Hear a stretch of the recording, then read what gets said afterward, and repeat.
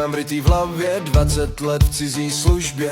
Reklama pro šmejdy, co kradou stát. A ty jim děláš štít, ty jim držíš hrad. V debatách si pískal, kdo smí mluvit dál. Každý, kdo měl co říct, byl pro tebe cíl a šum. Hlas, co se ti nehodil, si topil v smíchu. Vždycky na straně síly, nikdy na straně lidí.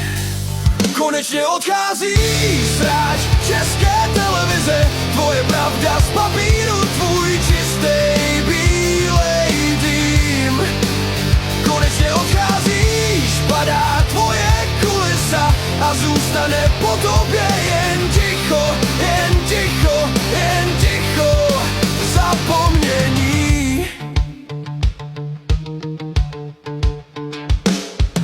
Vlasy zrádce v obleku, ty jsi jim říkal host. Pod stolem jim podával svůj hlas jako kost. Místo aby se ptal, jen si pomáhal hrát tu stejnou starou hru, kde divák má jen brát. Teď se loučíš řečma o únavě a čase trapná výmluva. Co ti žere jen tvůj šéf, my ti nevěříme, víme.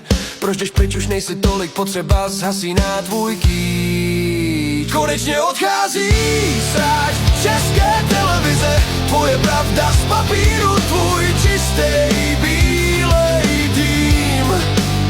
Konečně odcházíš, padá tvoje kulisa a zůstane po tobě jen ticho, jen ticho, jen ticho, zapomnění.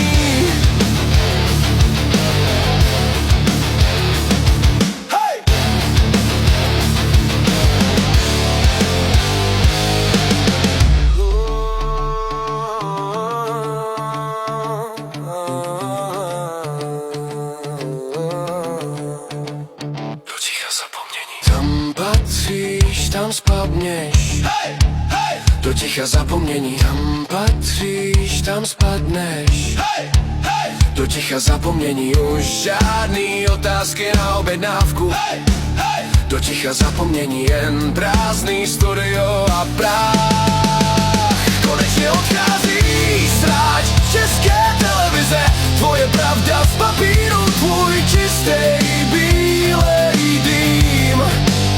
Konečně odcházíš, padá tvoje kulisa a zůstane po tobě jen ticho, jen ticho,